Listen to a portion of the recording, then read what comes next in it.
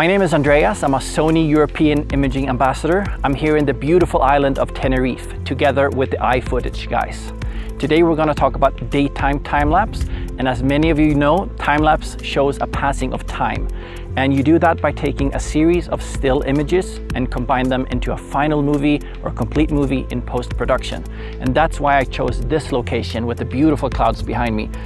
To my naked eye, the clouds doesn't seem to move, but when I've time-lapsed them, their movement and anything else will be revealed with the time-lapse technique. So what makes a great time-lapse? I think it needs to have a strong narrative. I think it needs to be emotionally engaging, and I think it needs to be very beautiful. Today my setup consists of the X2 Mini from iFootage. I have the Sony A7S, I have the Batis 85, and in front of my lens I have a 10-stop ND filter. And my method of triggering the camera is I actually use a regular shutter release cable. It's not an intervalometer. And what it basically does when I put the camera into sequence mode is it just triggers the camera over and over and gives me a very small interval. And the ND filter in front of the camera will give me a long exposure, actually bridging the gap that a normal interval would do. I think I actually have a little bit of a different way of doing my time lapses. With the ND filter and the shutter cable, I'm minimizing the interval on my camera, but something like the X2 Mini might also introduce an interval when it moves between the shots. But it also have a very good feature that's called the continuous mode, and that's what I'm going to use today in conjunction with my method of triggering the camera.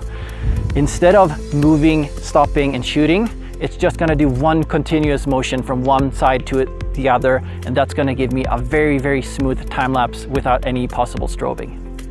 So a lot of people tend to go for very wide lenses when you do time-lapses because you want a lot of the information in your composition. I want to challenge you to go very narrow, like I do today. I have an 85mm on to really focus in on what I try to time-lapse. In front of my lens, I have a 10-stop Heliopan ND filter, and as you might know, an ND filter is like sunglasses for your eyes. It just gives you a lot less light hitting your sensor. A thing to remember is a very low quality ND filter might give you color cast, especially in combination with long exposures, so please beware. There are two types of ND filters. You have a varied one, and it's basically two polarizers put against each other. Today I have a fixed one because I don't want the weird X shape that a varied one might give you if you turn it too far. And the reason you want to use an ND filter is because you want to interpolate time into every frame. Remember that an interval is when time continues to happen but the camera isn't looking. That might give you strobe shots, and I really, really want buttery time lapses.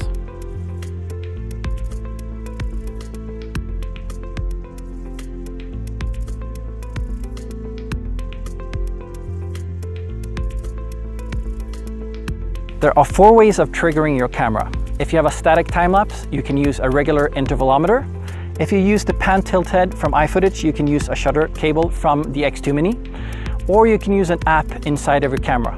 But in my case, I'm going to use a shutter release cable. It's cheap and it's easy. You just put the camera in sequence taking mode, and normally when you do a time-lapse, it's going to be a click, there's going to be an interval, and it's going to be a click again. But my camera will retrigger as soon as it possibly can, and it's going to sound something like this. Under today's conditions, if I don't have my ND filter, I will have an exposure time of roughly 1/500th of a second. With the ND filter, it's roughly half a second. So when doing time-lapse, you have to do a little bit of math. And the math goes like this. I want to get more than 10 seconds of footage when I get to my editing bay, and that translates to roughly 300 frames or so. So 300 divided by 2, since it's half a second, is 150. And 150 divided by 60 gives me 2.5 minutes of runtime here on location. Make sure you use the lowest possible ISO for your camera and for the scene, and also be sure to be at an appropriate f-stop for your lens. Keep the camera in fully manual mode because any kind of automatic mode will actually introduce flickering into your time-lapse, and you really don't want that. Using half a second as my exposure time actually gives me a little bit of an oversampling.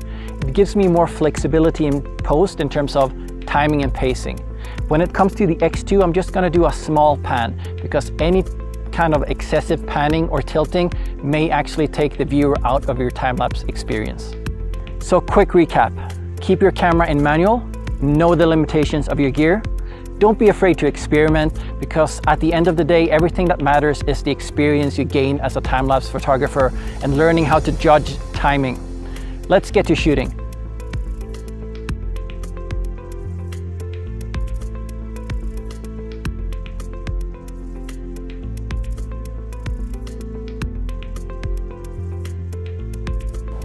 So that's it for the acquisition phase.